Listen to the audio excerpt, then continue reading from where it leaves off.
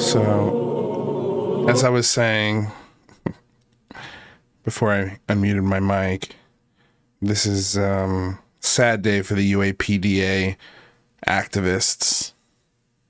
And the UAPDA choir put out a new video today called Death of the UAPDA. And it's directed by Nick Gold.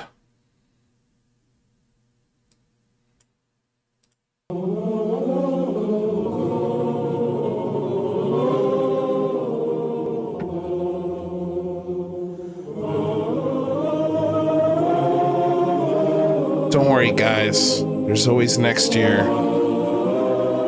You'll be able to lobby lawmakers, try and get taxpayer-funded programs to look at nonsense, fatten your pockets maybe next year. I'm sending my condolences to Matt Ford, Nick Gold, Lester Nair, the UAPDA, Congressman and Speaker Chuck Schumer. I know this was a really long and hard-fought effort, especially on the part of Chuck Schumer, who never mentioned it once, especially at its most important juncture when trying to get passed in the NDAA. We give our thanks and our salutes to all those out there that wasted their time and $30,000 apparently to get absolutely no results. Congratulations, everyone. You're exactly where you were 75 years ago. Does it feel good? Do you feel like you're winning? Disclosure? You got a Daily Show appearance, so I bet you feel pretty good about that. But I know this one hits home. So, with that said, let's get this fucking show started. Let's get this fucking show started. And let's dance on this grave of the UAPDA, shall we? Because it deserves a good old stomping on. After the conversation I had today in a UFO handler Twitter space with Nick Gold himself. I'm waiting for the 976-hour space to end to hopefully get you guys some audio at some point for the questions that I asked them, but I'll go over a little bit of that today. Welcome everyone to the show. Wise Monkey, Simon Fly, Pat Calabria, B. Baker, our mod Sparky Pilot, our members Dana Shadell, and others who I'm sure are here or trickling in. Renee Cruz, what's shaking? Michael Wade, thanks for being here. Somebody's catching this show live, I think for the first time, so welcome. I think I saw that somewhere in the chat.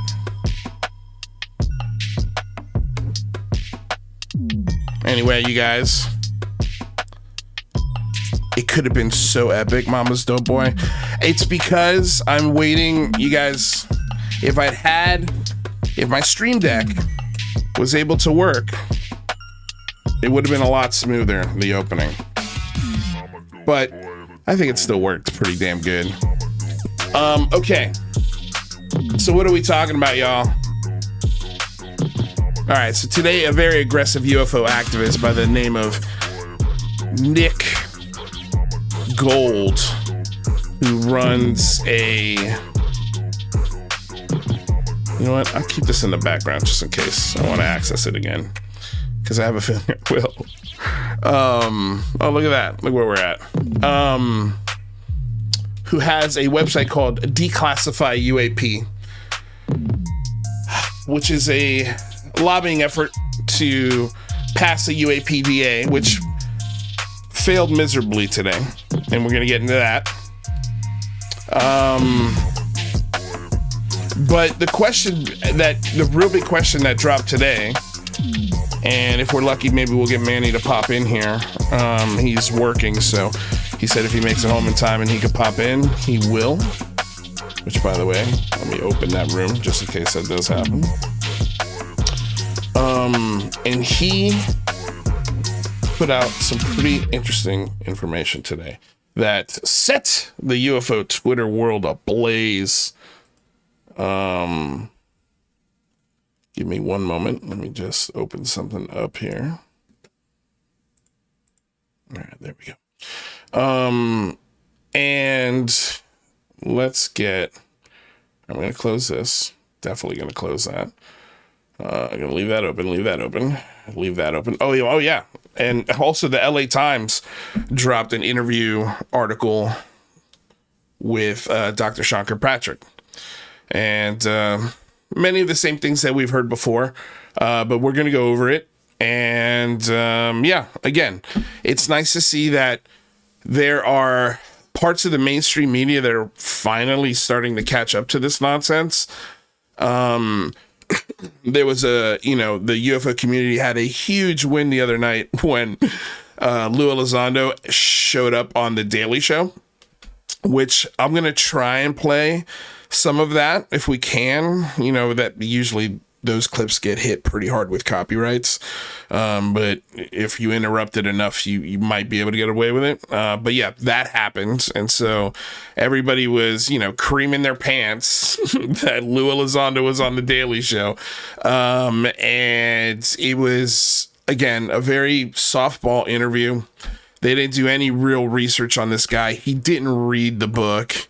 Because again, like a left-leaning, and I'm telling you, he didn't read the book just because I know those hosts don't have time to read these kinds of books. They get cliff notes from the producers of the show. But I think if they genuinely read it, the topic of torture, I think, would have come up. But the fact that they didn't read it, I mean, it shows. It was a puff piece. But with that said, he was on The Daily Show. So that was a big win for them. And then, of course, we get smacked with a heavy dose of reality today when we find out that the UAPDA has basically died. There was 3 little things that are being put in there. Nothing monumental, nothing that the UFO activists lobbied for. I called my lawmakers. I don't know about you guys. I encouraged you guys to call lawmakers. I suspect there were not as many calls on this side of the conversation as there were the pro UAPDA side. And they still are rejecting this. And that's a good sign, because I think they're finally starting to understand, we've done this before. We've been on this merry-go-round before, and we've seen where this leads, which is wasted time, money, resources, and all sorts of stuff. But not only that, it feeds into a narrative for a group of mentally vulnerable adults who, some of them, teach their kids that they're star children. Some of them believe they could cure their cancer by talking to aliens and summoning orbs.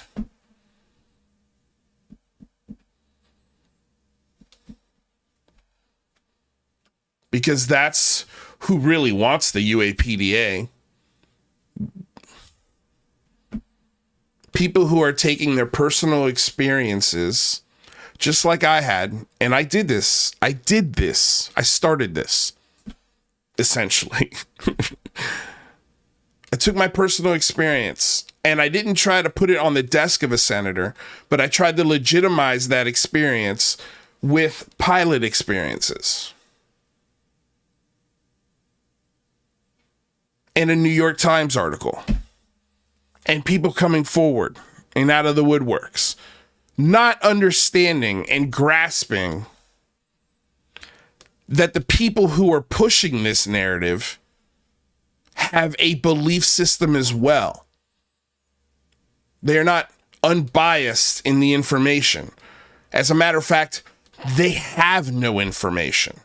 There is no data. It's just hearsay, and trust me, bros. Paperwork that verifies who they are and where they were, except for Lou. You know, we know he was in, what do we say, Korea? When we went over his military record, he served 3 years, saw no combat in the military, got no commendations for war tactics or fighting or shooting.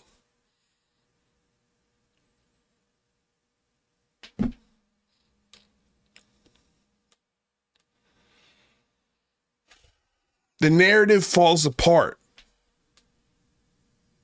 And so when I first fell into this, I still had a sense of, hey, I'm going to follow the data no matter where it takes me.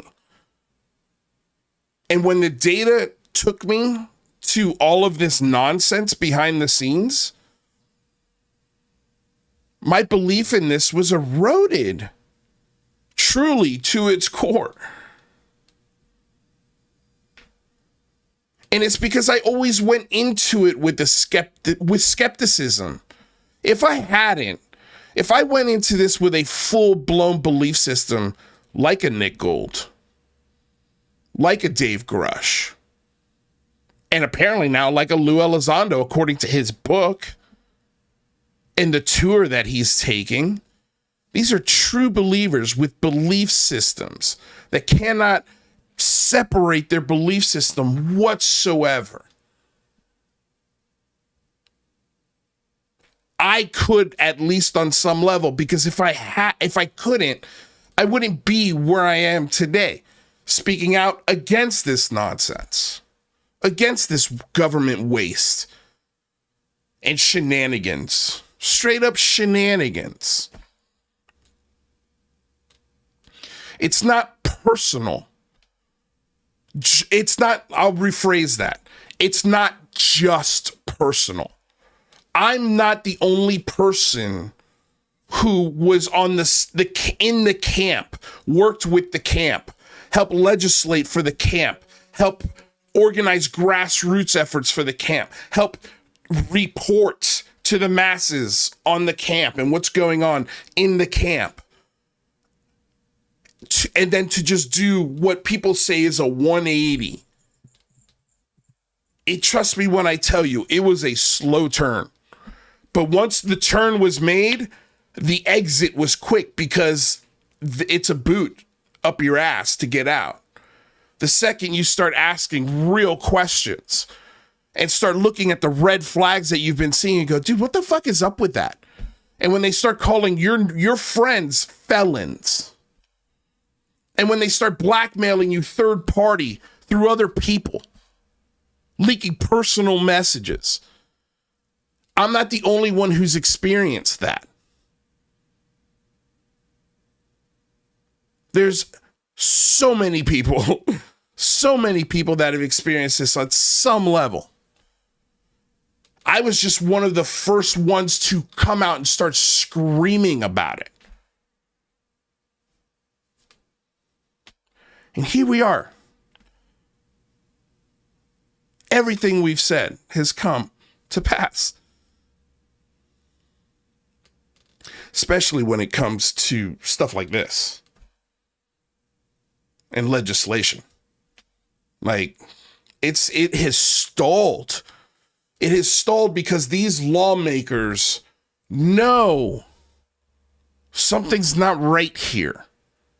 And they don't have the time or the effort or the fucking brain capacity to go through the history of OSAP and ATIP. They just know because the committees that they sit on, the data and the information they get in those committees doesn't match the claims from the people making them.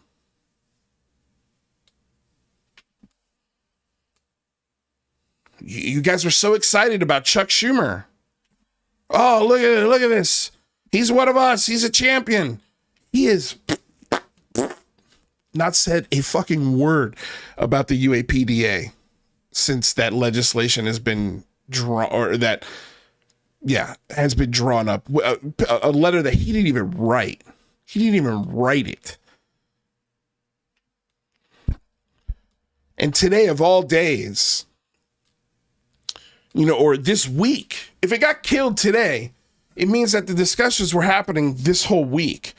And I'll give you a little confirmation about how we know this. And it's really as simple as this is, let's get to my bookmarks here.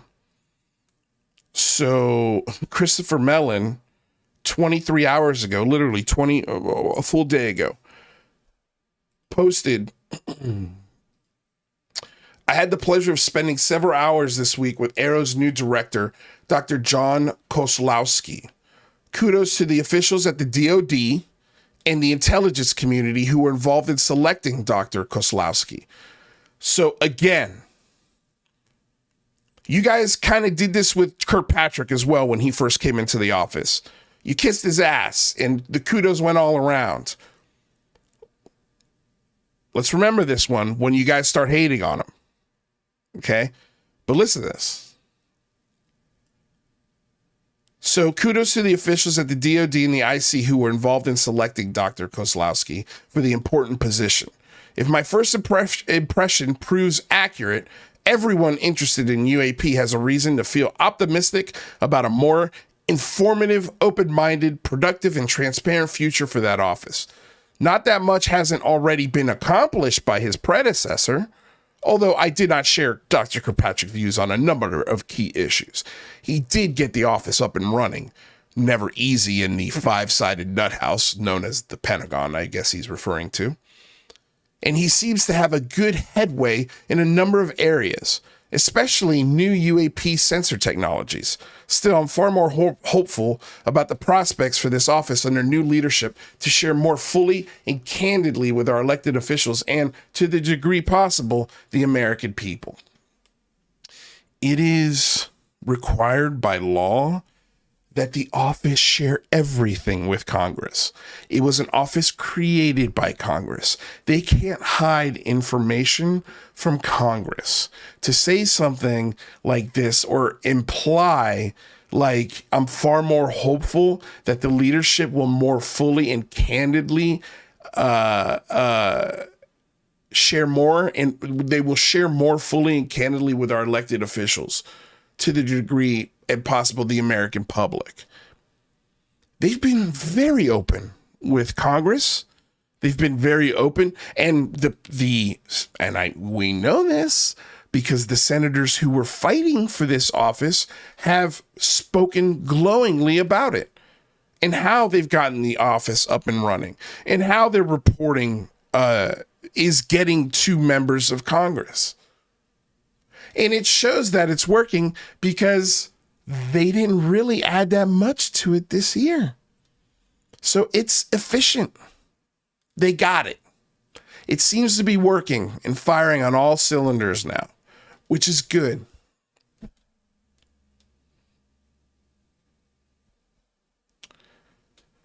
So still, I am far more hopeful about the prospects under this. Yeah, okay, so we read this part. So that's what Christopher Mellon says, which tells you he was in DC this week, right? He's spoken and gives kudos to the people at the DOD and the IC, and he approves this new director of Arrow. So he's telling you a full day before the legislation basically fails and dies, the UAPDA dies miserably. like a fart in the wind. This is your little piece of hope. And really, this is all you got. This is all you got. What choice do you have? Because now when this office starts putting out information that goes against his belief, I wonder what he's going to say then.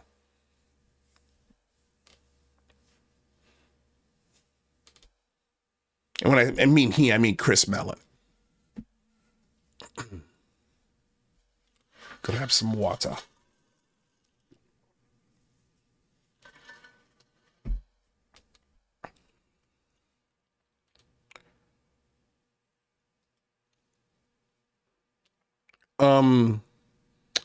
So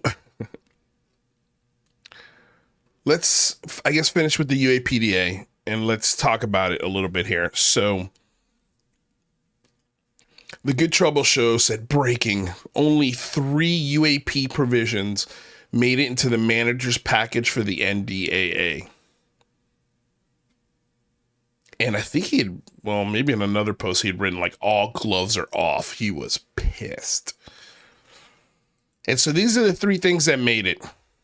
Title X, unidentified anomalous phenomena. Section 1001, Comptroller General of the United States review all domain anomaly resolution office. Section 2 is a sunset of requirements relating to audits of unidentified anomalous phenomena historical record report. And section 1003, funding limitations relating to the unidentified anomalous phenomena. Funding limitations. So you get a little bit of funding. So whatever limitations that the office is running into, you're going to get your funding there. So there you go. Sunset of requirements relating to the audits. So they want to audit the office and they want to make sure that they're getting all the information in the historical records and that they're running it by the Comptroller General of the United States. Nothing about NHI, nothing about reverse engineering programs, nothing about additional protections for whistleblowers post-retirement, because I know that's one that they were looking for. Thank God, none of the nonsense that was in the UAPDA. None of it. None of it. And I love it.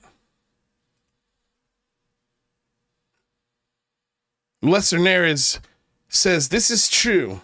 Basically, they only included the 3 provisions that made it into the Senate Intelligence Committee fiscal year 25 Intelligence Authorization Act that has now been folded into the Senate version of the NDAA. Note that no new amendments that had already received a vote were included. Not one new amendment, which means everything you did fell on deaf ears.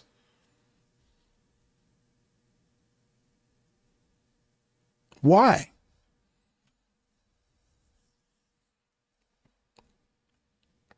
You guys have to ask yourselves that, the Lester Nairs and the Nick Golds.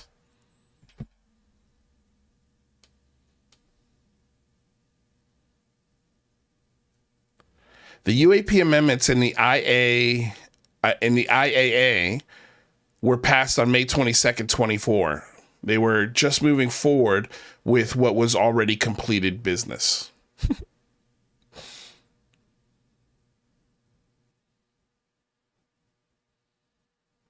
I love it. I love it. Stephen Greenstreet writes, the UAPDA is apparently dead.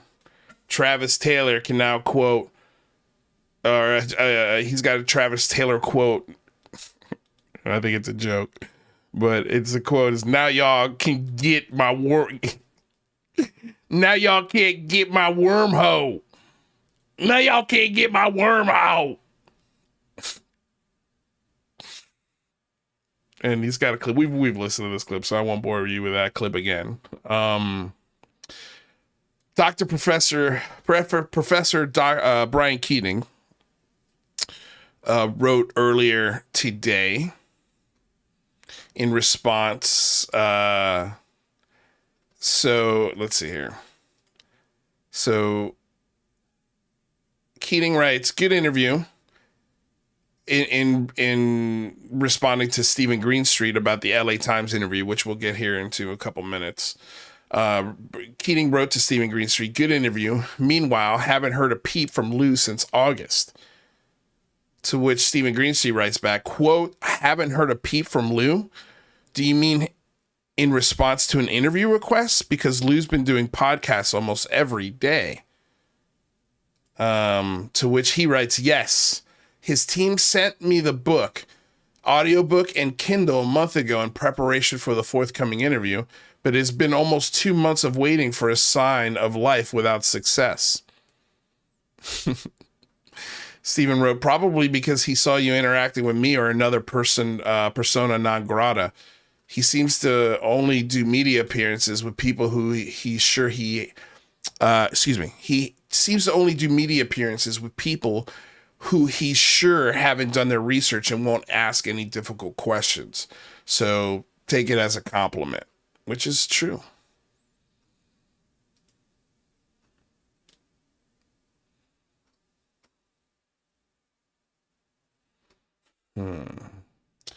Let's get to the New York or the LA Times article, and then we'll get into Nick Gold and his $30,000, and we'll break that down into how he spent it, what he spent it on, his claims as to where that money came from. And yeah, we'll talk about it all. So I don't want to jump around. So since we referenced the LA Times article, let's get into it. So this was written, let's see here, by Michael Hitzik, a business columnist at the LA Times. So the title of this article is the Pentagon's former top UFO hunter talks about COVID-19, Haitian pet eaters, and pseudoscience in general. So I won't bore you with the first half of this article. So he does equate when the article's talking about the pets, the eating of the pets in Ohio and the conspiracy theories, those things have very familiar elements to the UFO frenzy and community. The elements and how stories get propagated, how they catch fire, how they get, end up in some places where you would never expect. And so this was, I really want to just sort of focus on the part where he talks about the investigative reports from pilots and things like that. And it's nice to see that, like, again, entities like the LA Times are finally sort of catching up to the Lou Elizondo disclosure 2017 New York Times narrative. So here we go. So the office was established in 2022 to investigate reports, and they're referencing Arrow, and earlier of UFOs, or to use the preferred official term, UAP. From the start, Kirkpatrick says he was determined to conduct a rigorously empirical inquiry. Quote, we are looking for any data to substantiate any claims that are being made to Congress or in the social media arena. That applied not only to pilot reports, but also objects that seem to have displayed unusual aeronautical behavior. But a far ago of reports in the press, online, and among committed UFO believers about purportedly secret government programs to collect, examine, and even attempt to reverse engineer technology supposedly retrieved from crashed extraterrestrial UAPs. Arrow turned up, quote, no evidence of anything extraterrestrial, Kirkpatrick says. Of the reports that the office ruled to be unexplained, the reason, quote, came down to not having enough data to make an assessment. When Arrow's interviewed pilots, he says, quote, 9 out of 10 times, 9 times out of 10, excuse me, data from the aircraft failed to substantiate their recollections, which often resulted from optical illusions or common sensor anomalies. And God, this is the perfect example of that is Marieke von Kloppenstick's endless bullshit with the gimbal video. Like we've already had his own experts say yes, like technical glitches could most definitely and probably did happen, and the herky-jerky movement of the camera system that we're seeing could very much be attributed to something like that. So yes, anomalies like that happen all the time, and you'll hear from UFO believers like Nick Gold, because he said it today. Oh, well, you can't explain, the Foo Fighters in the pre-war days. Yes, you can. Yes, you can. You can explain those things. You're just too lazy and or too stupid and or incapable of digesting factual information.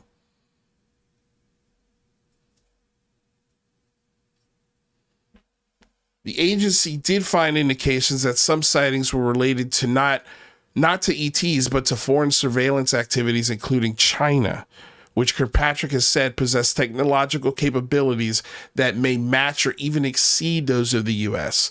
That's plainly a national security issue, as he testified to a Senate subcommittee in April of 2023, but not an interstellar one. As for the secret government programs, according to an unclassified report AARO issued in March, the agency examined every claim in the press and social media of CIA experiments, quote, leaked, government documents, technology tests purportedly in the presence of aliens, physical examinations of extraterrestrial spacecraft, collections of extraterrestrial material in the possession of private companies, and so on. AARO found them to be the product of mistaken overheard conversations, falsified documents, the misinterpretation of unexceptional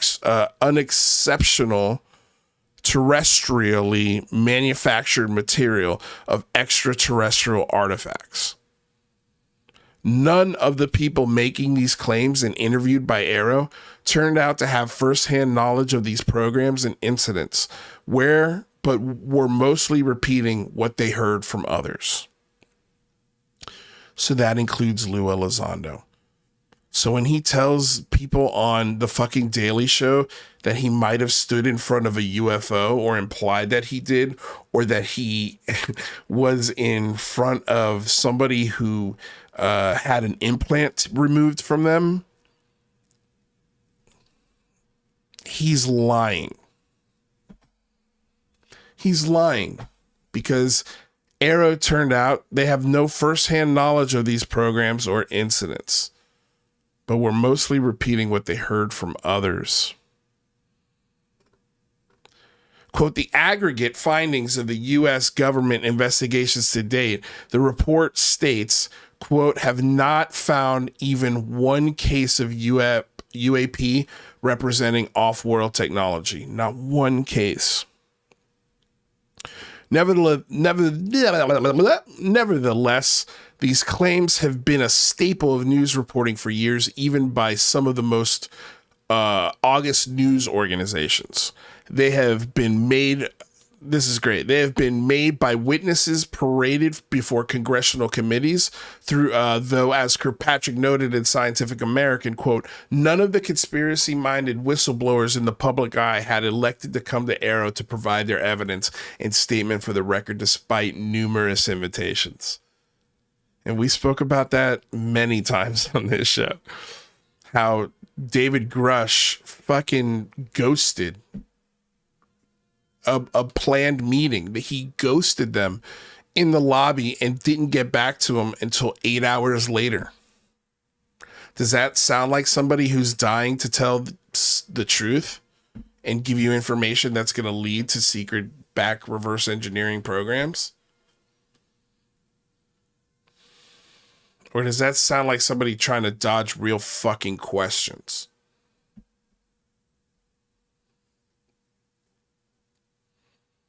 So annoying. The source of the narrative is a small cadre of individuals associated with Las Vegas industrialist Robert Bigelow, who funded research into UAPs, as well as paranormal phenomena. Though a private organization, he disbanded in 2004. Bigelow apparently persuaded the late Senator Majority Leader Harry Reid to ask the Pentagon to establish a program to safeguard the alien material that the government was allegedly hiding. Bigelow continued to press his conviction that aliens have visited Earth from outer space after 2004, including a 2017 interview on 60 Minutes. He didn't reply to my request for comment, relayed via his company Bigelow Aerospace. As with UAPs, the same names keep cropping up in the COVID origins debate. The list of promoters has barely changed since the pandemic erupted in early 2020. Many of them cited misleadingly experts as in news articles promoting the lab leak theory, which are invariably evidence-free.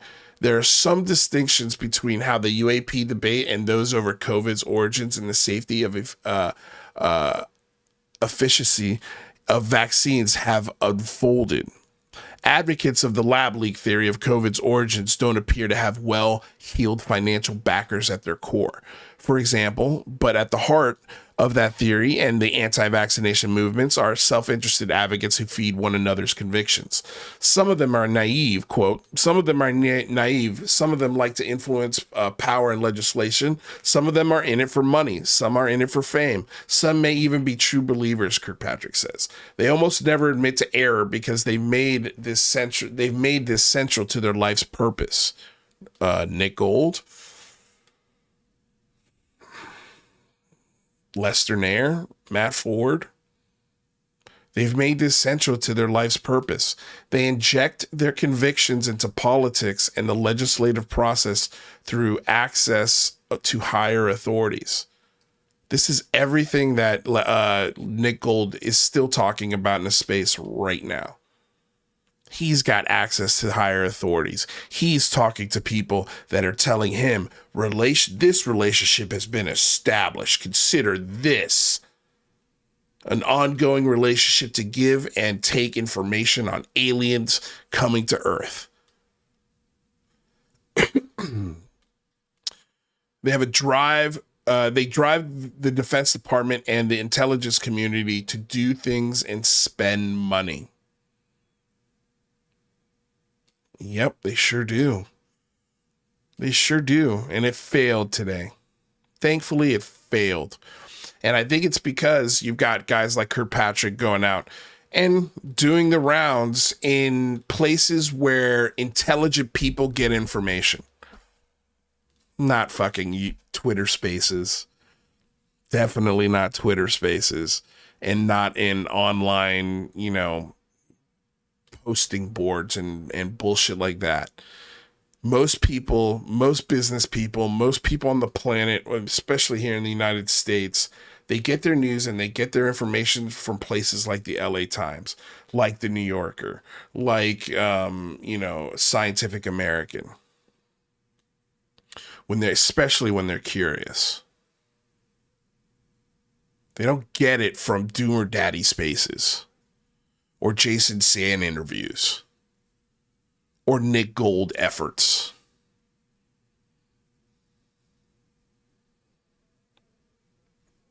And I agree with him here. There's nothing wrong with people asking the government to definitively investigate some of these things and put some evidence on the table to show what is true and what isn't, he says.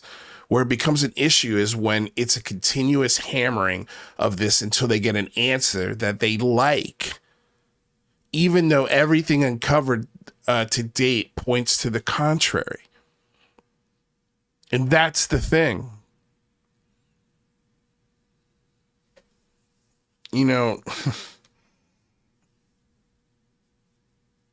Mental health professionals have been lambasted this week and tried to be pushed out of the community for simply sharing data and information. A scientifically peer-reviewed paper that explains alien abductions and how these visions come from the same place that schizophrenia comes from. It doesn't explain all abductions, but I think it does explain a good part of them. And there are other mental stresses, illnesses, and situations that can create these things where humans can manifest marks on their bodies. That's real. That's clinically proven by medicine and science. When the brain is trying to filter out trauma, it will create characters to do so, instead of remembering and dealing with the trauma. And if there's one thing we have definitely uncovered in this community, is it's trauma filled.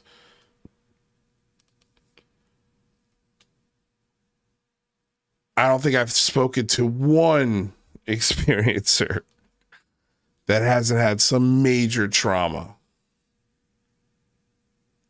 And I don't mean seeing something in the sky or getting a good look at something. I mean, the abductees.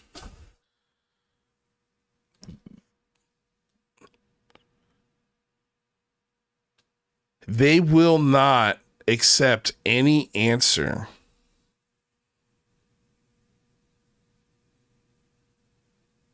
they will not do it. They will not accept an answer until they like it, no matter what the data says. And here's the funniest part, is they'll claim to be scientifically open-minded, and they're not. There's nothing scientific about them whatsoever. They don't believe in the scientific process. They don't. They like Gary Nolan science, where you get to skip a few steps if you're special enough. And everybody in this conversation thinks they're special because they've seen or experienced something. You're not. You're not special. You're not. Let's see here.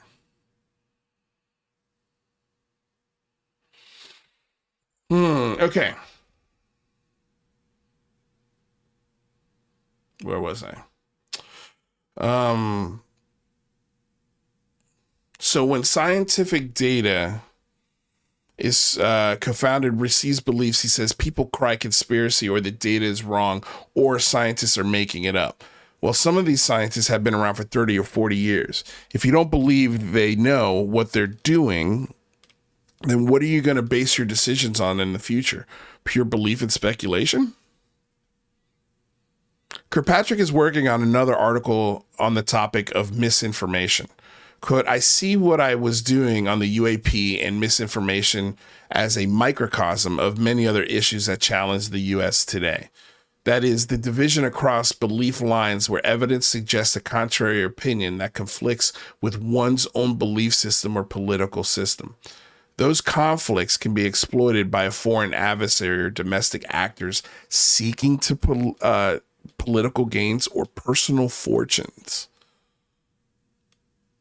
And they don't have to be, again, he says foreign or domestic actors seeking political gains or future fortunes.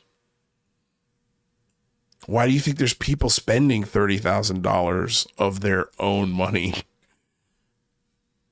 lobbying for this nonsense? It's a common and increasing trend that's worrisome from a government's perspective, Kirkpatrick says, with a passionate edge in his voice. How do you govern when those gaps and seams are not only being exasperated and exploited, but are amplified through social media and media with influence over political powers in the U.S.? He is talking about bullshit and dickheads like this. Like, where is this dickhead's fucking, this guy in his YouTube channel, this Nick Gold, lobbying government. We'll get to you in a second, you little creep. All right.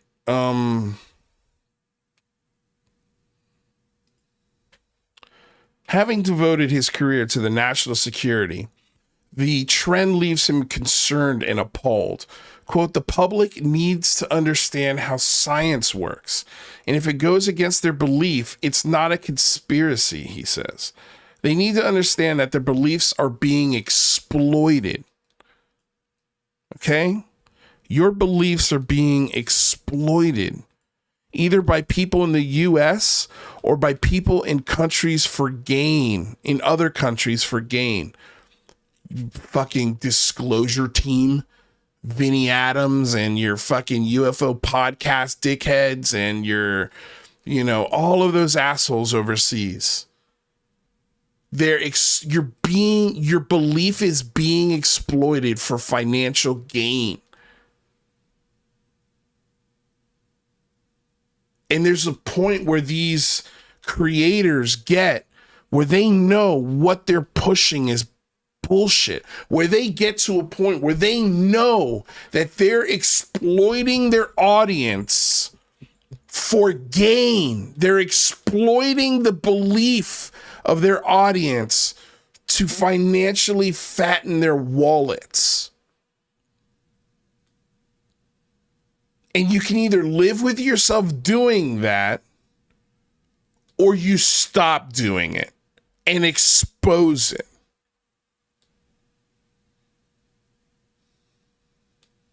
What would you rather see somebody do? If the American public understood fully that they're being taken advantage of, they address things differently, because Americans don't like being taken advantage of. Gee, I wonder why I'm so fucking pissed.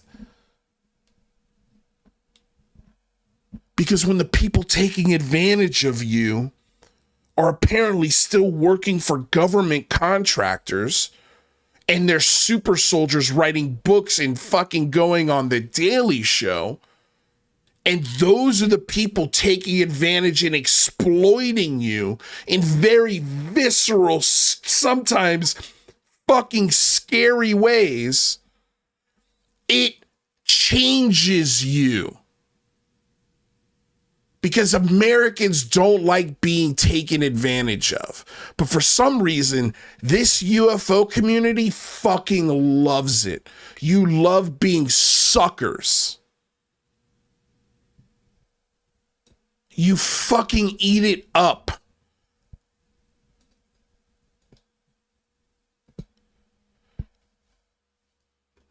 Such horseshit. By the way, this is great. Michael Hitzlick is a Pulitzer Prize winning journalist and has written for the Los Angeles Times for more than 40 years. So he's not just some asshole.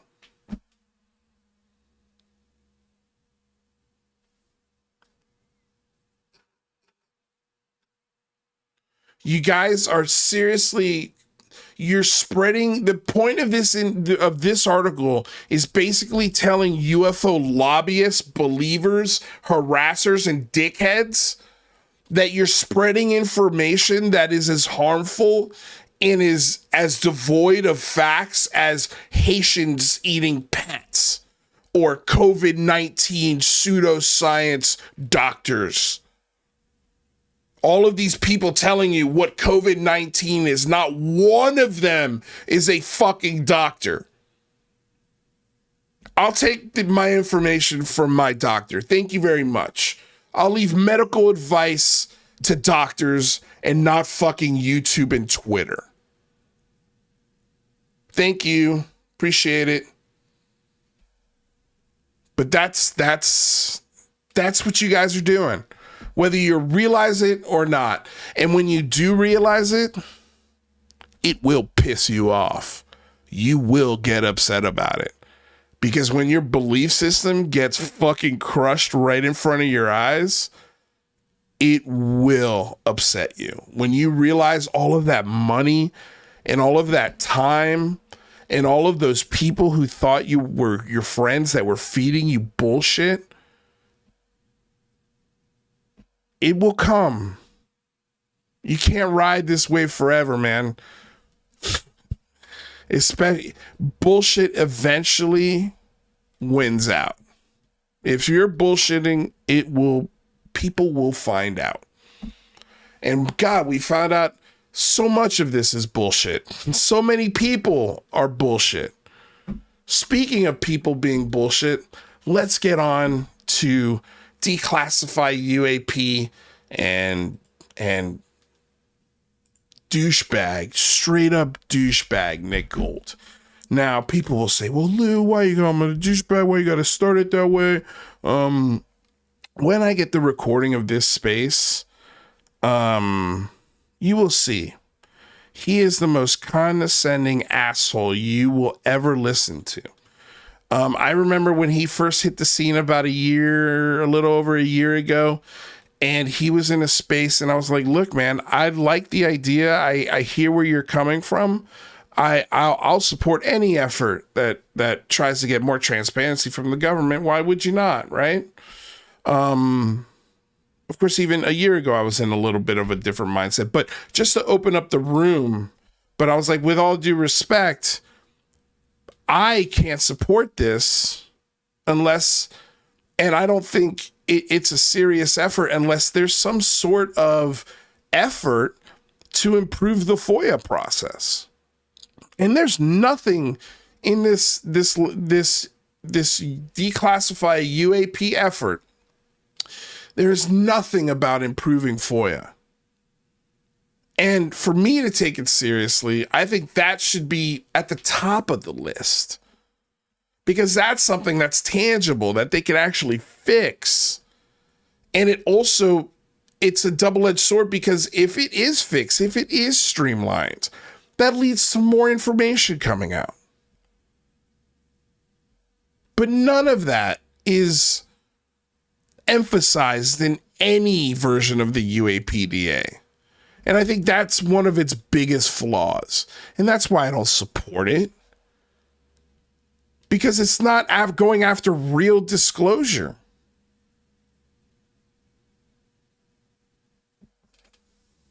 It was a money grab that has failed 2 years in a row.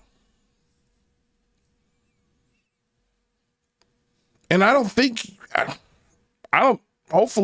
I'll be here for as long as I can to make sure I call my lawmakers to make sure this shit never gets passed.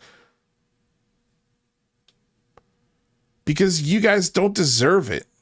And the people behind this are untrustworthy and unreliable narrators. Just straight up. So today,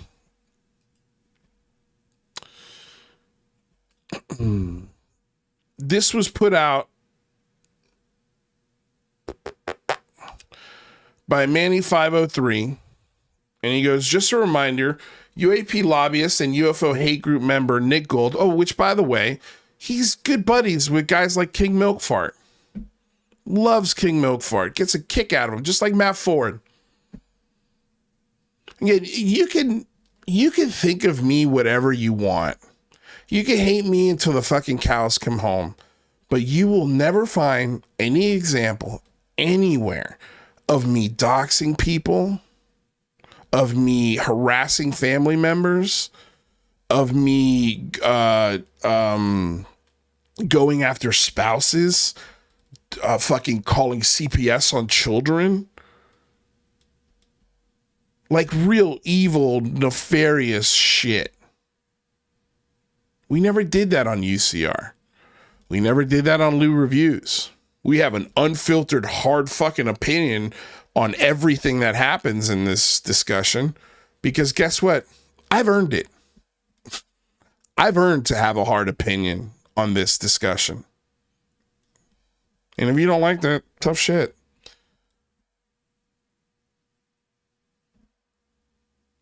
But it's just interesting that this guy's also buddies with that element of the discussion. So remember, Nick Gold was paid $30,000 in 2023 for his lobbying activities. Who paid him, and was the time spent in Twitter Spaces on docs and on doxing Discord servers part of the job or thrown in for free? And so when we click in on this, we see on Open Secrets, which is following the money in politics, opensecrets.org. It's a federal lobbying clients list. Okay. So we see here that the total lobbying expenditures in 2023 for the declassify UAP efforts was $30,000. And the lobbyist in control of this was Nicholas Gold, a revolving door profile, former member of Congress. I wonder if that is in reference to, like, was Nick Gold a staffer in Congress? Is that what that means? Maybe? Not sure. I didn't notice that before. I just noticed that now. So, a revolving door profile. What does that mean? Anyway, so the internet went crazy, right? Because they're like, $30,000. Where did that come from? Why does Declassify UAP spending that money? What the fuck? What he's spending on? We want to know. Which are all legitimate questions, especially in a conversation where people are being manipulated all the time. So here are the Declassify UAP 2023 annual financial reports. So this is a 2023 annual financial report for Declassify UAP LLC. So that's for profit. The report will summarize the organization's expenses for calendar year 23, revenue from donations and merchandise sales during that period, as well as the current assets and cash on hand. Please note that the organization began to accrue expenses in June of 23 when the effort was launched. Some of these expenses cover a full 12-month period or longer.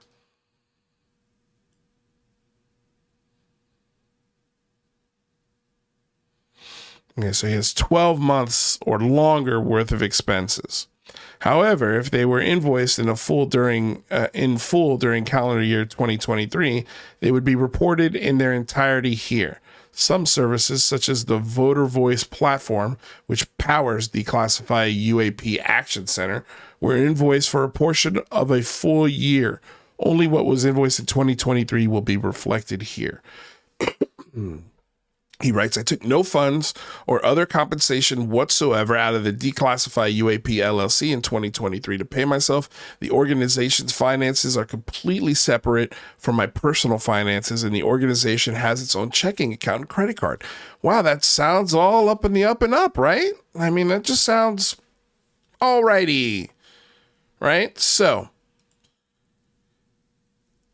let's go over the expenses. The first expense he puts here is the website design and administrative contractor fees and launch video production contractor fees, which totals $18,547.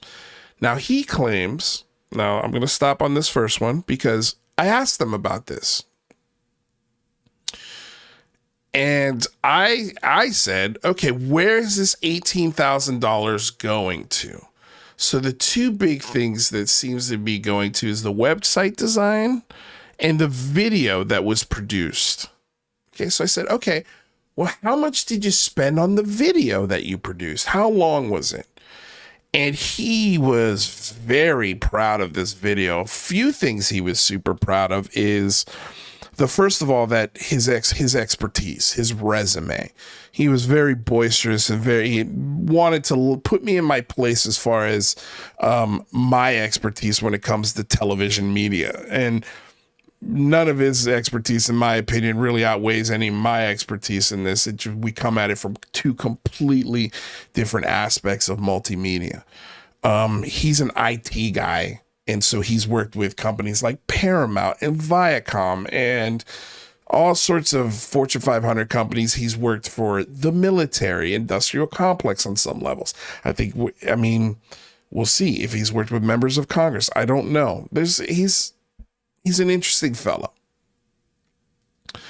So he then goes on to tell me that the video that was produced by a very professional, well-known production company in the state of Maryland, very close to the Pentagon, about, I think he said 15 minutes away. He bragged about how close it was to the Pentagon.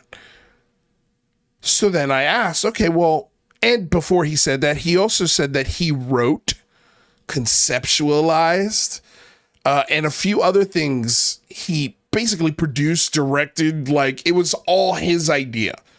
It was his idea. He went to the production company and said, please make this for me. Okay. And this is a production company that, according to him, gave him the friends and family discount. And that totaled to around $12,000. And he says, oh, and that's pretty cheap considering other clients that they've worked for. And yeah, that's pretty cheap, but it depends on what you're making. If you're making a Colgate commercial, no, that's going to be at least $1 million to produce that commercial. Okay, that's just a 30-second spot. But if you're making a video for your YouTube channel and your website, yeah, the pricing on that's going to be a lot different. But $12,000?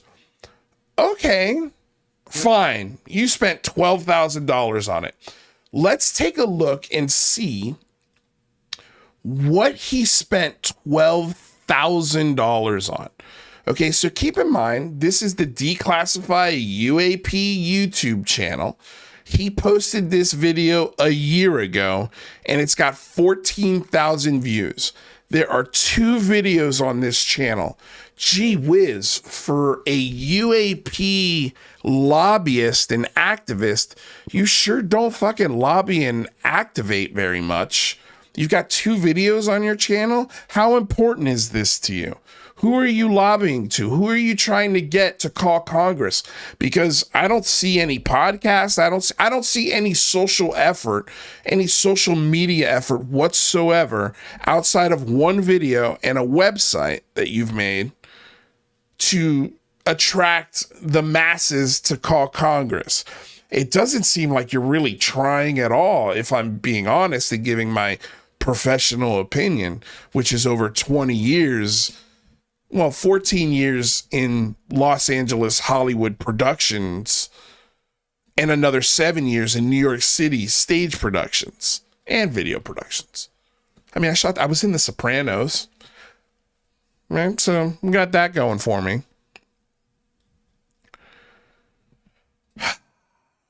Okay, so this is the 1 minute and 41 second video that he spent $12,000 on and has recouped 14,000 views. Let me tell you something about YouTube money. 14,000 views is about, well, he's not even monetized. He's only got 276 subscribers, but let's say he did have 1,000 subs, it would probably be about $4. It wouldn't be much. And that's another thing. Like, you spent $12,000 to display this on a YouTube channel that's only got 276 subs. That doesn't seem like a good investment. I don't know, audience. What do you guys think? Does that seem like a good investment to you? Well, let's save our judgment. Let's watch this $12,000 Declassify UAP Autumn 2023 campaign launch. The thing that's going to get America excited to call their lawmakers. What do we got? Here we go. The U.S. government has finally acknowledged that unidentified phenomena, otherwise known as UAP or UFOs, are real. Okay, so a voiceover so far. I'm going to stop this in between here and there because I'm not sure about the music. Maybe he paid, I don't know, $4,500 for this song. I don't know.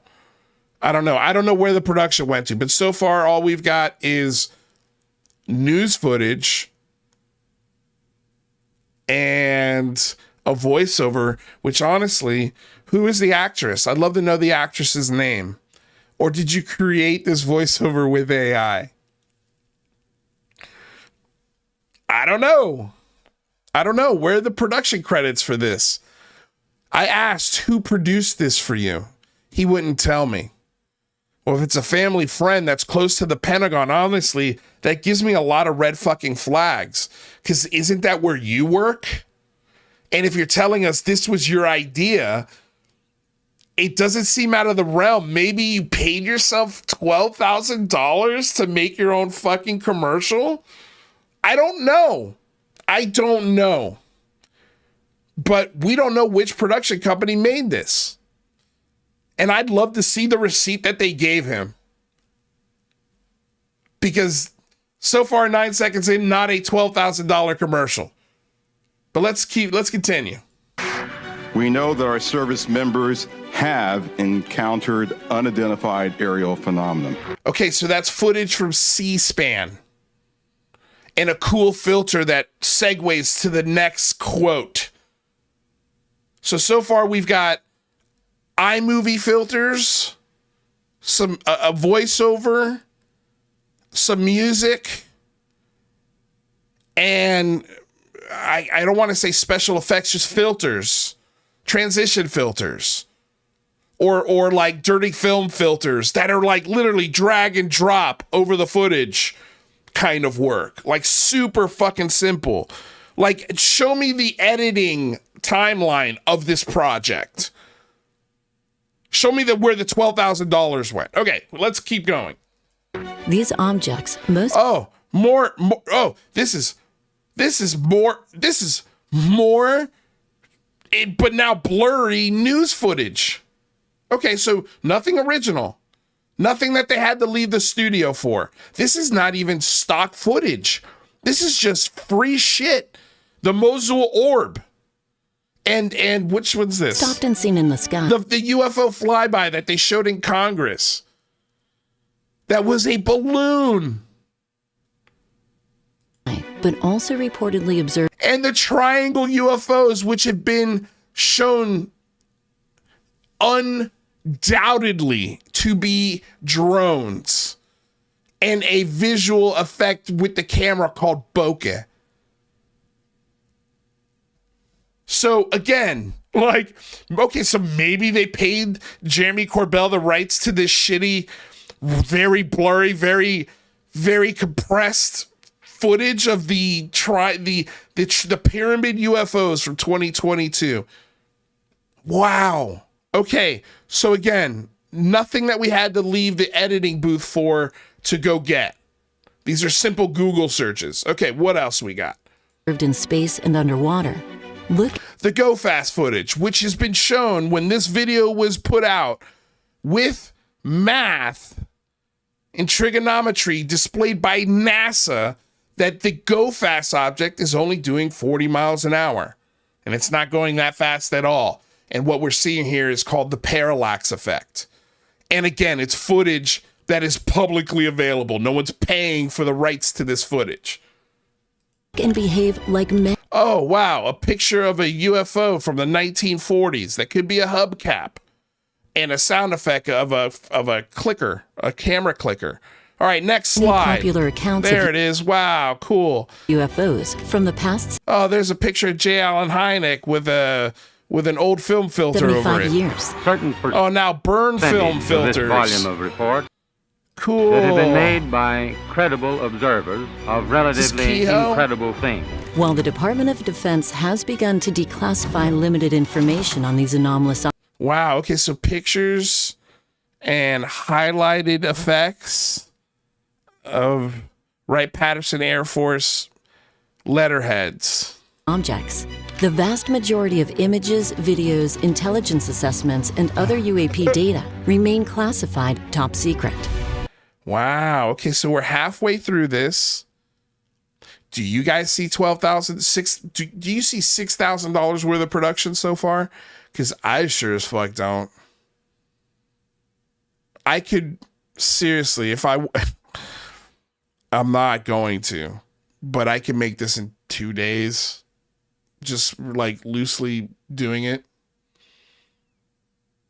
Maybe even one if I really powered through it.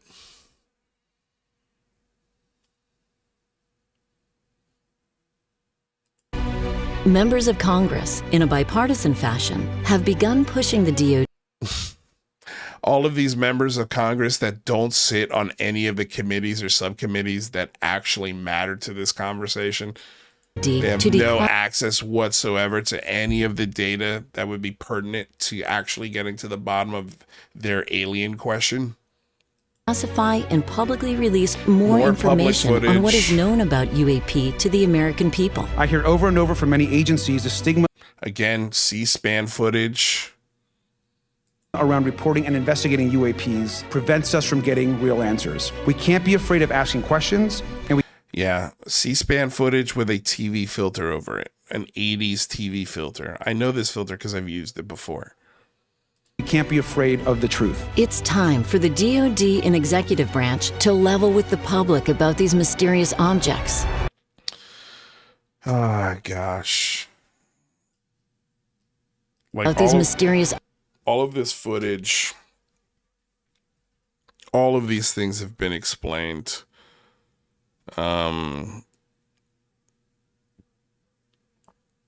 these mysterious You figure they'd put the best footage that they have in a commercial like this for 12 G's. For 12 G's, I don't think, why would you put more filters over a already blurry video? Why would you make an already blurry video even more blurry? Especially, goddamn, dude, what timestamp are we at? 116. But let me just go back to this part right here. Like, really? This is $12,000. This image right here. often seen in You couldn't, like, you guys had to put These a filter over shitty footage. objects, This is $12,000. often seen in the sky, but also reportedly observed objects, which have now held our fascination for generations. Go to Okay, so declassify. I think there was a stock footage in there somewhere. Have now I think held our maybe that's a fascination. stock photo. That's okay. So finally, we got a little bit of stock footage in here. Finally, Mysterious finally, objects. some stock footage. Okay, so we got stock footage of, or maybe just a stock photo of, I don't know. It looks like a Ferris wheel or something Have now held our against the night sky, and now we've got a guy looking into a telescope. fascination for And now we've got a kid with a space helmet on, like he's in a cardboard spaceship looking through, you know, like this is the stock footage. Okay, so we might have maybe so far 3 clips. I'll just give you the benefit of the doubt, $25 a clip for the stock footage. So $75 worth of stock footage. Okay, there's another stock footage clip. So $100 worth of Go stock to footage clips. And now we've got footage of the Declassify UAP website, which costs nothing, right? That's super easy to get. classifyuap.org and let Congress and the President know that you support declassifying UAP. Oh, okay. So more stock footage of people looking up, but these are stock photos. UAP. The American Looks like, oh no, maybe some people stock video. deserve the truth. We should have disclosure today. Okay, so that's another $50 We worth should of have stock disclosure footage. tomorrow. The time has come. And can handle the Okay, truth. there's another 175. Okay, so we've got The about US $175 worth of stock footage. Everything else is publicly available. I would say maybe if the music, we'll see if I get a copyright on it. I mean, you could pay for that music, and that would be, depending on how you paid for it, it could range anywhere from a couple of dollars to a couple $100. Okay, so we'll say just really, really, really, really giving the budget the benefit of the doubt, $500. And then you say 2 days worth of editing, you know, just to make sure everything's nice and clean, which it was clean. I'll give it that. It was edited well. I'll give it that. Whoever edited it did a decent job, but it wasn't a tough edit at all. You've got an actress to do the voiceover. So one session with a voiceover actress. I mean, I'll give you a $1,200 budget. $1,200 to make this. And honestly, at the cheaper end, you could have done the AI voiceover. You could have gotten copyrighted free music, which, you know, this music isn't very unique. You can find this kind of music pretty much anywhere.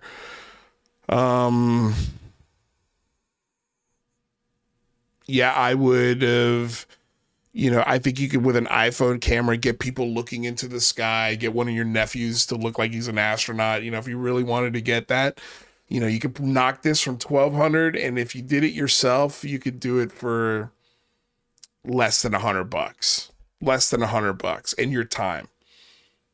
So it just depends, right? But no more than $1,200 to make this commercial. Yet we're being told it costs $12,000. $12,000 out of this $1,800. So the other, so we take 12,000 out of this 18, so that leaves us over with 6 G's. Okay, so let's take a look at the website, because that's the other part of this expense. So this is the Declassify UAP website.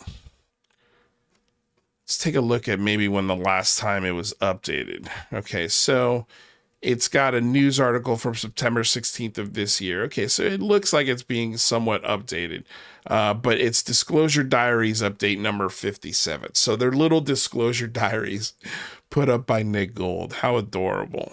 Looks like he puts one up every week. So it's got, you know, all the typical shit, your action center. There's nothing crazy or unique or absurd about this website. Like I said, when we designed the Big Phone Home website, pretty similar to this. Not exactly, you know, we weren't doing blogs and events and all that bullshit. We did do merchandise. But yeah, so like, does this look like a $6,000 website to you guys? I mean, doesn't look like one to me.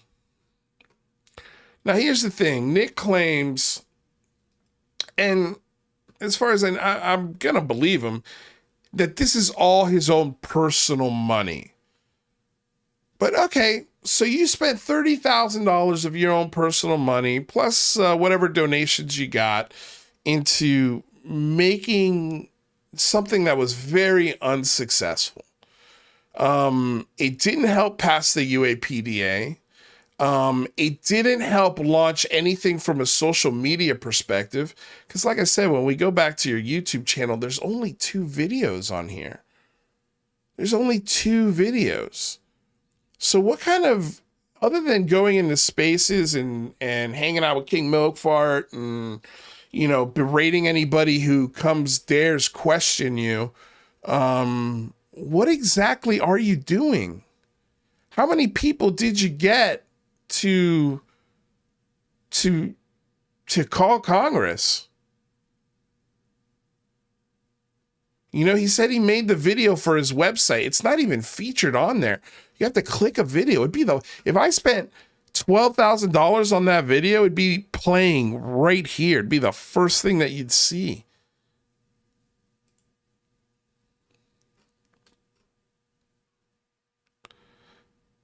Yeah, this is basically the Big Phone Home, dude. They took our idea.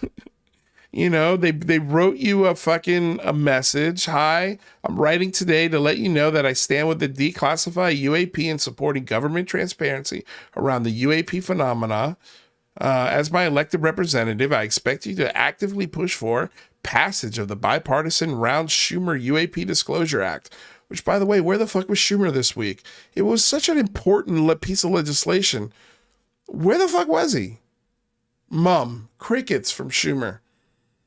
Responsible declassification of IC and DOD intelligence assessment on the possible nature, the origin of highly anomalous, apparently technological UAP, such as the 2004 Nimitz Tic Tac object. Jesus Christ.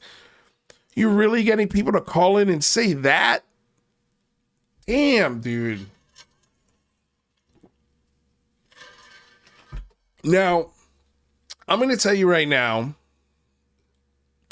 thankfully, I didn't have to spend a whole ton of money on creating a website. I paid for the domain, which was cheap. And then I paid for the access to host the website, which I can't remember. It was like $150 or something like that a year for the whole year. And then I had the guys at UFO Garage, Ben particularly. Ben was the one helping me create the website, because that's what he does. That's literally what he does for a living. And I can't put a number on it, but he was very helpful. He didn't charge me a dime. We made a deal where I would put his advertising company or his website development company. It would be the official sponsor of the Big Phone Home. So that's how I told him. I was like, hey, look, I know you're good at this, but I have no money. Like, I genuinely have no money to pay you. Could you help us build this website? And he was so gracious, and he helped us, and he made the website infinitely better, and it was super easy. And he's like, dude, it's not hard. And he showed me how to do it. And I think if he had charged me and he had given me the friends rate, I think it would have been anywhere between $1,500 and $2,000, like, to completely build that website and make all of the changes that I had him make to it, and updates because it was being updated constantly with what was going on, at the time. And so, yeah, he was incredibly gracious. So, I'd say if he's paying somebody to create this website or whatever, I don't know if he's got, if I had to take a guess, I would say Nick Gold would be intelligent enough to maybe create this own website on his own. But if he paid somebody, again, anywhere between $1,500 and $2,000. So we've got a grand total, and again, like, I made videos for the Big Phone Home, like, I didn't spend anywhere near $3,000 to make all of the promotional materials that I made for the Big Phone Home. I called in a bunch of favors. I had, like, genuine professionals made the logo for the posters. Like, we hired professionals in the places that we knew we needed it. And we tried to do it for as little as we could. We negotiated all sorts of stuff with the Big Phone Home. So, if you can hustle the right way, you don't have to spend $30,000 for a website and a shitty YouTube channel with only 2 videos and a shitty public footage combined with a few shots of stock footage, $13,000, $12,000 video. Like, where's this money going? And who, unless Nick Gold is really, really rich, it doesn't seem like he cares that he just pissed away $30,000. He doesn't care, and maybe he doesn't. Maybe he doesn't care but I know if I spent $12,000 and that's the commercial that I had gotten back, I would have been pissed. I would have been very upset. Very upset. And I can tell you right now, as a professional, as someone who's been paid to edit, who's edited his own movies, I've had films accepted into big film festivals that I directed, wrote, produced. I've produced work for Viacom as well. I've produced work for Funny or Die. I'm in current contract negotiations to create a film right now as we speak. And I'm telling you, as a professional, you got fucking ripped off. You got taken to the cleaners. Whoever your friend is and whatever friendly discount, they fucked you. They bent you over and took you for a ride, because this ain't worth no $12,000.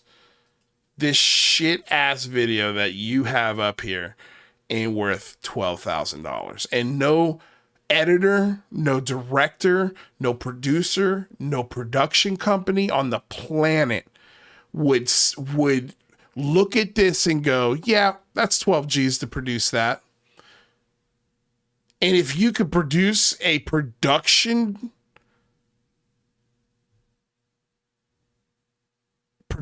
paperwork on this commercial, I'd love to see it.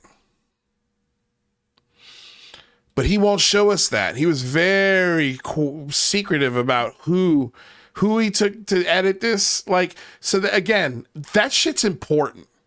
Because if he's taking it to his buddy and doing this on an iMovie and creating a fake production company to pay themselves as some sort of weird tax write-off, I don't know, man. People do weird shit.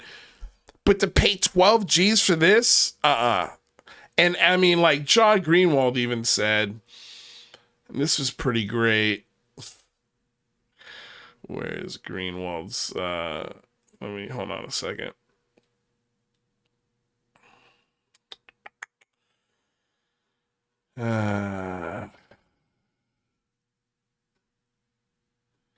So I wrote right here, for the second time, UFO Twitter insists on siding with a paid lobbyist.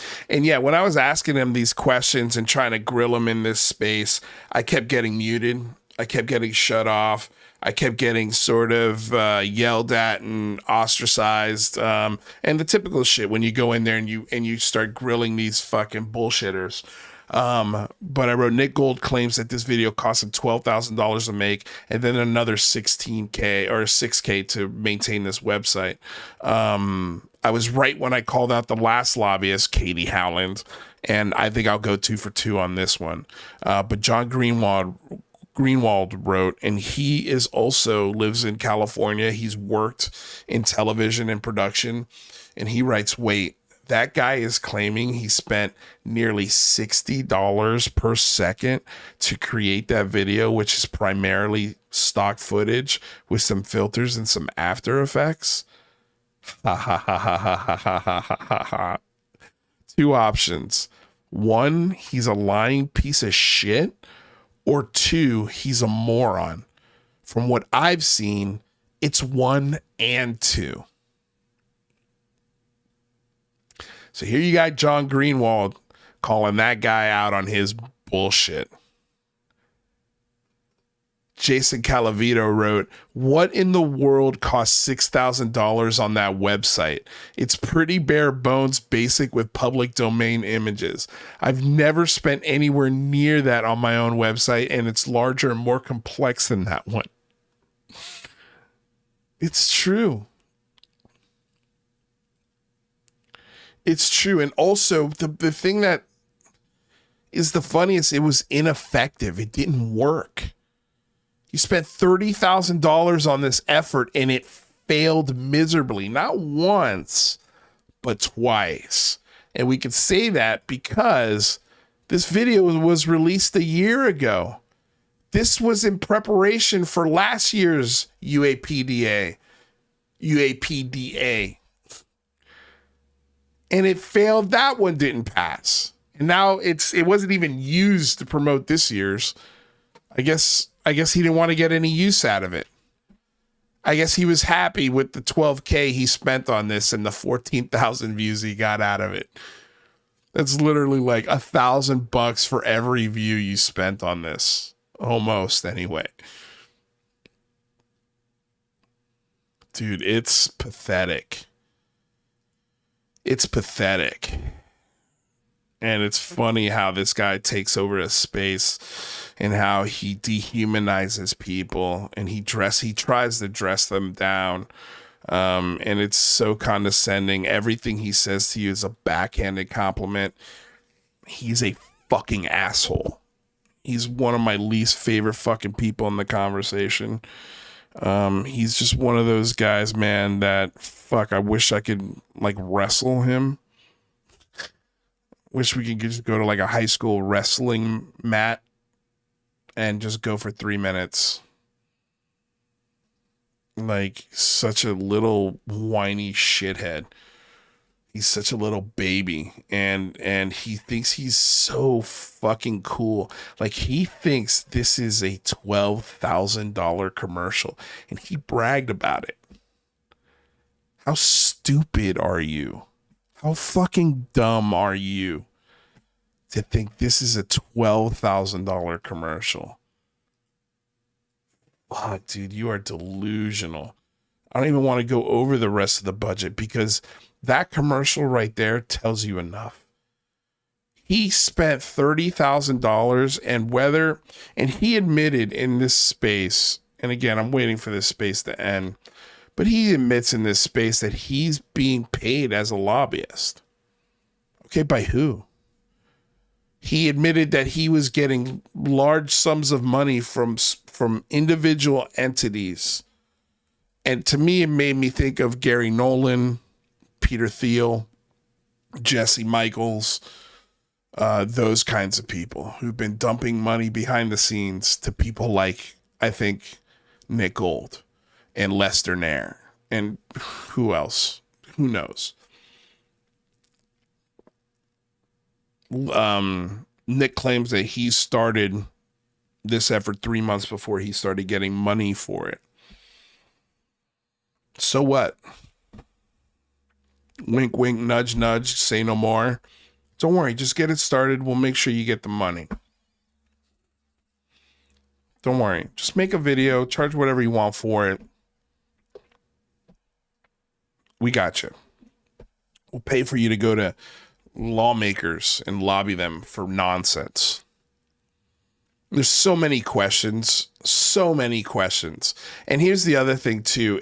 Can you imagine if something like this came out about Stephen Greenstreet, what Matt Ford would be saying today?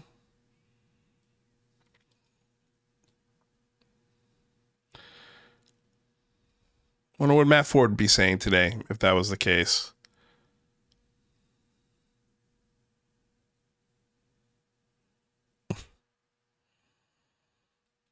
Unreal. Okay. Let's get on to other things, man. I think we've spent more than enough time on the failure of the UAPDA and the schmucks right here who push it.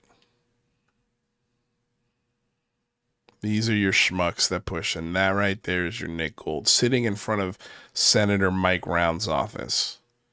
They're so cool. All of their work, all of their effort, all of their $30,000 websites and videos and bullshit accomplished nothing. Hope you boys are proud of yourselves. Okay, so this was something that was just absolutely wonderful. Oh God, Jesus, so many things, so many gross things. Okay, where is it? Let's, so earlier this week, do I not have a picture of it? Let me go to Stephen Green's because I know he posted a picture of it. Okay, yeah, here it is right here. So he wrote, Brother Joe is strayed from the righteous path. So one of the first people to attack UCR was Joe Mergia. Behind the scenes, he was rallying people up like Sean Rash, and all sorts of people. He was telling George Knapp and Jeremy Corbell to be careful with me, especially after they came on the first Big Phone Home. He talked all sorts of shit to me behind the scenes, and I did nothing but try to help him and amplify his voice, because I know he was super jealous of the popularity and the really quick success of my show. It pissed him off because he's been doing this shit for 20 years, one form or another. He's very vindictive. He's one of the worst, man. Again, just a prophet of profit. And endorsed and propagated by George Knapp. Like, this is George Knapp's lapdog, Joe Mergia. And so Joe Mergia finally broke ranks and wrote, Lou didn't run ATIP. Woo. This was a huge bomb for the UFO. This was, I think, the official split. You basically have George Knapp and Jeremy Corbell saying to you, Lou didn't run ATIP. Because this was 100% approved and run by George. Without a doubt. And it took him, this idiot, 7 years to come to this conclusion. And do you know how many times he's harassed and called people a liar based off of this fact?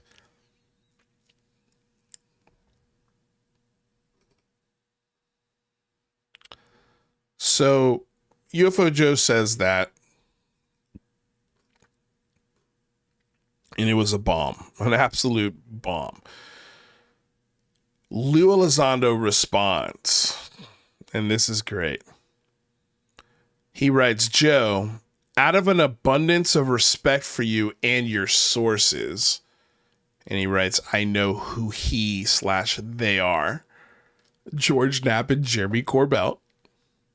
I will not engage further on this topic in order to preserve their reputations and help further disclose for everyone's benefits. However, I have unquestionable documentation to substantiate my roles and contributions I have chosen not to release as of yet. I prefer to take the high road, and so should you for everyone's sake. Next time you have doubts, I would appreciate simply asking me the question before spreading inaccuracies about me that you, quote, think are real or accurate. Bottom line, you're being misled by your sources. That said, giving credit where credit is due, I do wish you the best, and you have indeed helped disclosure in the past.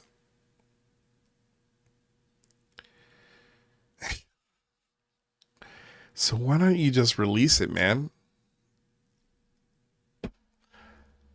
So he's not going to release this information so that way so he can preserve his sources' reputations. So I guess he's got damaging information on George Knapp and Jeremy Corbell, Lou Elizondo. Interesting.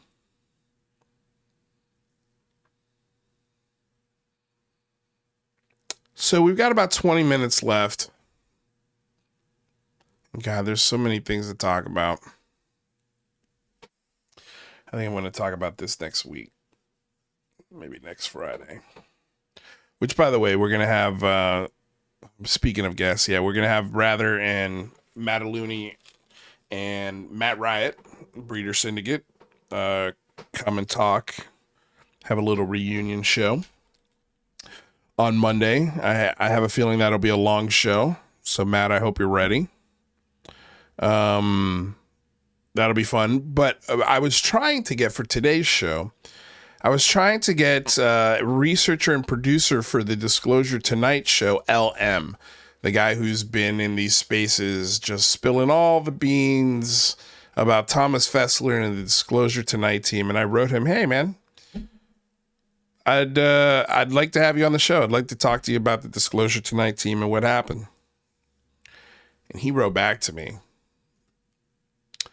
I'm just going to read it for you because it was fucking hilarious. Just the balls. He writes back to me, no, thank you. I'm not interested in communicating or interacting with you or your show platform regarding. Somehow someone already has suggested I am doing so. That is false. I am making it absolutely clear that I have not, do not have, and will not have intention to collaborate with you or your platform. Please respect my words in response. I respectfully decline. Well, that was the most disrespectful fucking way to decline. So I wrote back, wow, you guys are fucking hilarious. Also, I've never been part of a show that has doxed people, harassed people, attacked family members, called employers, and conspired to destroy channels. You did that, LM. So when you say something as stupid as suggesting you're platforming me, with all due respect, fuck you. You can talk to racist and known hoaxsters, but you can't speak to me? You're such an egomaniac, and now it makes sense why you were such a sucker for Thomas Fessler's bullshit. I told you a month ago that that guy was a scumbag while you sat there and defended him, and today he's making threats towards your wife. I just figured you wanted to talk to the guy who pointed all this shit out before anyone and also warned you. So, needless to say, we won't probably be having that jerk off on the show. But I tried. So that kind of leads me into the next thing I wanted to talk about. So, let me see here. So the Julian Dorey interview with Lou Elizondo has come out, and surprise, surprise, we didn't learn one fucking new thing. Julian Dorey didn't press him on anything pertinent to the current situation and the claims and everything surrounding Luis Elizondo.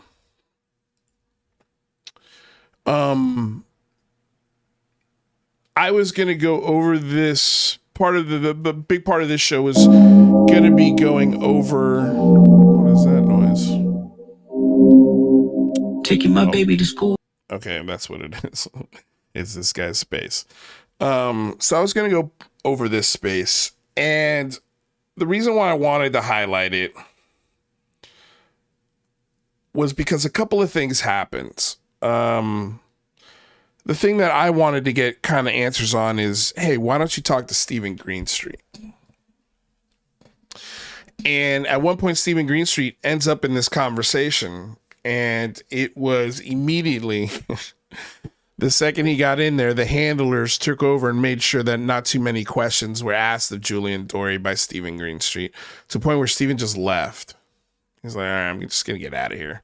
There's no point. If I can't ask questions, then I'm going to get the fuck out of here. But it would have been interesting. They had some interesting conversation at first about how Put Off and Kit Green and how all roads and all arrows point to those two guys, especially how Put Off. We've spoken about how Put Off ad nauseum on this show, and he's a loon as far as I'm concerned. I mean, he's in the encyclopedia of American loons. He was a Scientologist, the highest degree of Scientologist that you can become. And he has pushed fake patents, tried to push fake patents through the patent office that they had to reject and now use as examples of what not to do in patent law classes.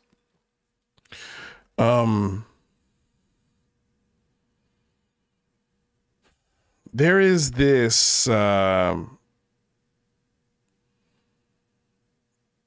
protection, and it's weird to see some people do it because they're the ones who were harassed a lot by this apparatus. And for some reason, when they've got friends and people who they have access to get some relevant questions into people like Lou Elizondo, it's never done. There's never, ever, ever, ever any push to grill this guy. And I tell you, it pisses me off, and it's very frustrating that Julian Dorey professes he wants the answers to this UFO discussion, but he doesn't talk to anybody on the opposite side of the spectrum that knows about the UFO topic. So he says, well, I've talked to Brian Keating and I've talked to this guy. Brian Keating doesn't know the ins and outs of ufology as well as I do, let alone Stephen Greenstreet or a Steve Cambion. There is this proselytizing of, oh, I'm just here for the truth. I'm a podcaster. I want the truth, man. I just want to get to the bottom of this. I just want to get to the bottom of it. I want truth. I want truth. I want truth. But yet when you actually have the opportunity to get to truth, you fall flat on your face and then you pat yourself on the back as if you accomplished something amazing. And the questions that were asked in that interview were the same kind of questions I was asking Elizondo when he was on my show. They're irrelevant. And a lot of the times they walk on eggshells, and none of them attacked or got to the core of the specificity of claims or the things people do in his, specifically the things people do in his name and who they are. You know, it was made very clear that Lou Elizondo is helping Julian secure other guests. So it's in his interest to not rock the fucking boat. And I'm sorry, but that interview sucked. It sucked. There was nothing in that interview that was worthy of sharing.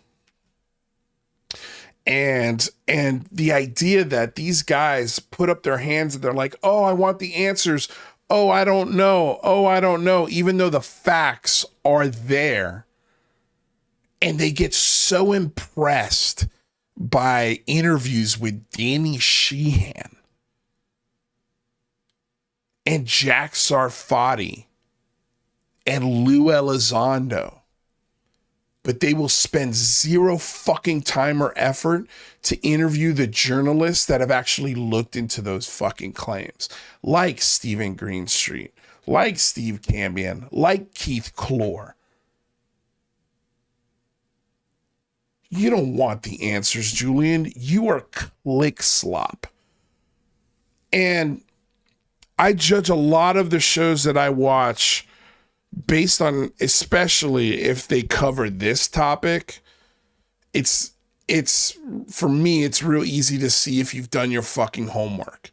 And it shows that you have not done your homework on the UFO topic whatsoever.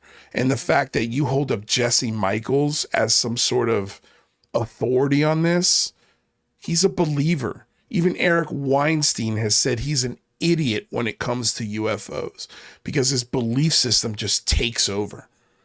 But he might give you money. He might help fund your podcast, huh? Maybe. I know he does.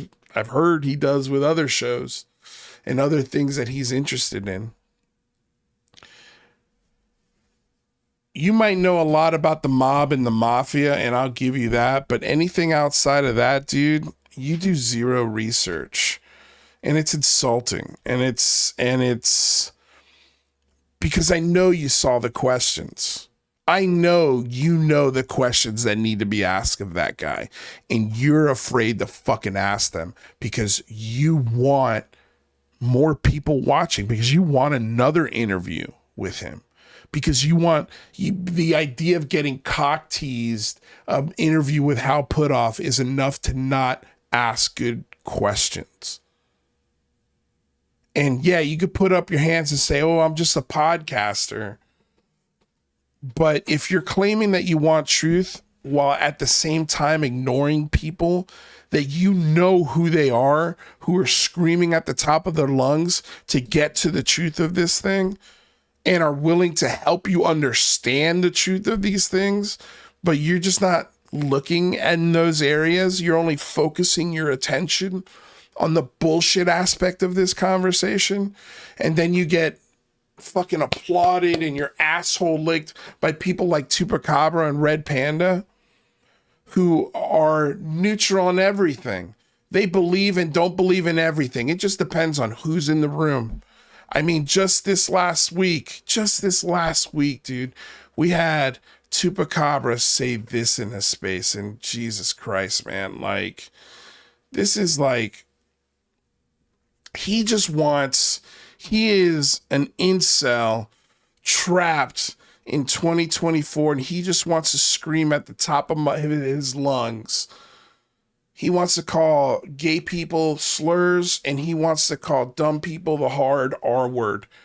They just let him be free. Here he is in a space complaining about how his buddy Panda had to drop down because his speaker in the room likes to describe people as FAGGOTS. So let's listen how upset he gets when this happens in his space. Like, fuck that, dude. Walking on eggshells. walking on eggshells up in this motherfucker, dude. You know how crazy this is? Like, Red had to step down because Mr. Fun Guy said fag. Like, that's how crazy this is. Red had to step down because Mr. Fun Guy said FAG. He just wants... How crazy is that? That's walking on eggshells for Chupacabra in 2024. Your guru just wants to be free to call people...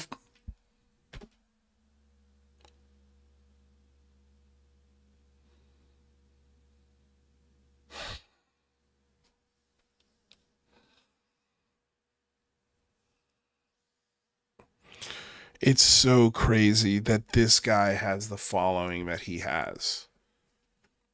It's everything that Kirkpatrick is talking about in this LA Times article.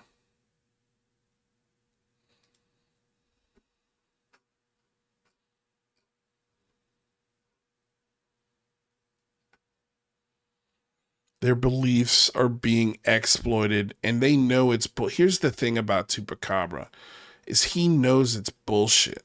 He knows it's bullshit. He's seen enough to come to the conclusion that, oh, these guys are fucking lying.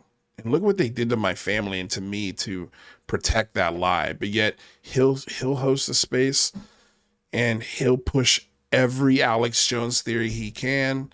He'll push conspiracy theories before he pushes science. And now he wants spaces where he doesn't have to walk on eggshells to call gay people slurs. Homophobic slurs. You heard it. I guess there's context with this clip too. Like, fuck that, dude. Walking on eggshells. Walking on eggshells up in this motherfucker, dude. You know how crazy this is? Like, Red had to step down because Mr. Fun Guy said fag. Like, that's how crazy this is. Like, fuck that, dude. He hates that. So that also just tells us his buddy Red knows. He knows of the things that he said in those Discord spaces, but yet he still attaches himself to this guy. It's fucking weird, man. It's weird. It's so weird. Just so weird that this guy has 18,000 followers. And then he goes in spaces with guys like Nick Gold and Kiss Their Ass. These are the guys that literally attacked you, that attacked me. It's like he's got no balls. There is no line for him. It doesn't matter. Just as long as you're pushing something he can sell, he's good with it. He's good with it. And don't worry, guys, pretty soon enough, especially if Trump gets elected, don't worry. All of those filters that he has, he'll take them off and he'll show you who he really is. Because he's shown himself to who he really is. And then has the balls and the temerity to turn around and say, oh, there's context to it. And rewrite fucking history. It's gross, dude. But these are the guys who are talking to the LMs that are talking to the Nick Golds. You know? These, for whatever reason, man. This is the two people that this community just loves to get taken advantage by and then turn around and protect them. Especially after they've shown you, especially through Skyfire News, and how quietly that fucking went away. Isn't that weird? How quietly Skyfire News went away?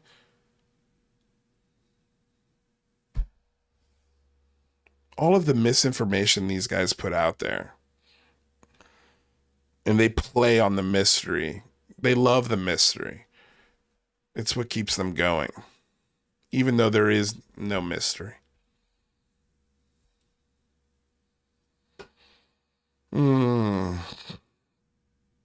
Let's play this one more time.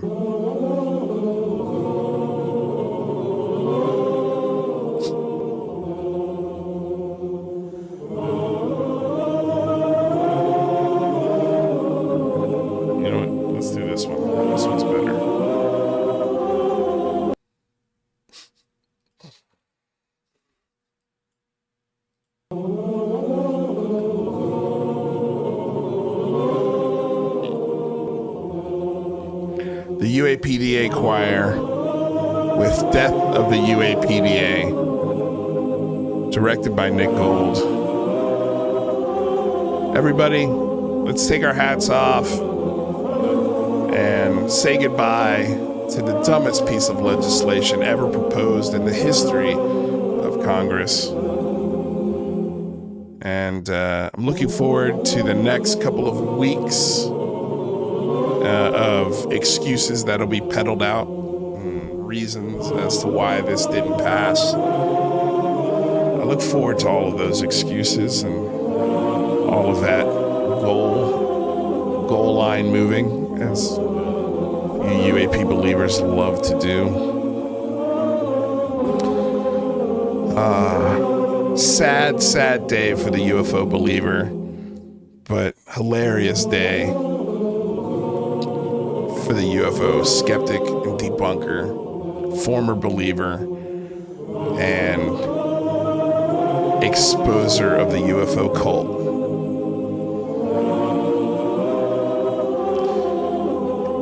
Days like this validate me even more. And I'd be remiss if I didn't say, I told you so. I warned you about all of these people, and we're going to talk about it on Monday. I can't wait to talk to Matthew and Mike about this stuff. It's going to be an interesting conversation. Anyway, you guys, that's the show. I hope you enjoyed it, because I had a good time. Let's send you off right. Let's send you guys off right. Pinjaloo, thanks for being here. Sorry if I didn't pay too much attention to the chat today, guys. I had a lot to say. And I'll be saying more on this once I get clips. But I have a feeling it won't shock me if people erase conversations just so I don't get clips. But I'll try and get them for you guys. B. Baker. Zach Hyde. I think B. Baker was one of the only people that I heard calling out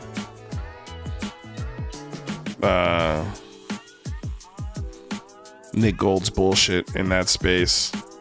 Jason Brown, Mama's Dope Boy, Breeder Syndicate, Chuck Bam, Pinzer Lou, Now That I Become Death. Thank you guys. Michael Wade, thank you all for being here. QL. You guys, if you like the show, then like the show. Subscribe, share, ring the bell. That way you're notified every time we go live, which is every Monday and Friday from 3 to 5 p.m. Pacific Standard Time. God, who knows what's going to happen this weekend? We'll see. We'll see you guys again on Monday. Until then, thank you so damn much to all of my members, all of my Patreon members, all of my YouTube members, all of the super chats that we've gotten this week. It's been insane. Thank you guys so much. If you haven't already, consider checking out the Patreon if you guys really want to support the show. Link is in the description. Once again, thank you for embarking on this journey of discovery together. Stay curious, stay skeptical, and thank you for subscribing to Lou Reviews, and thank you for helping us raise the bar. Until next time, we'll see you guys. Have a wonderful weekend. Love you all. Peace out.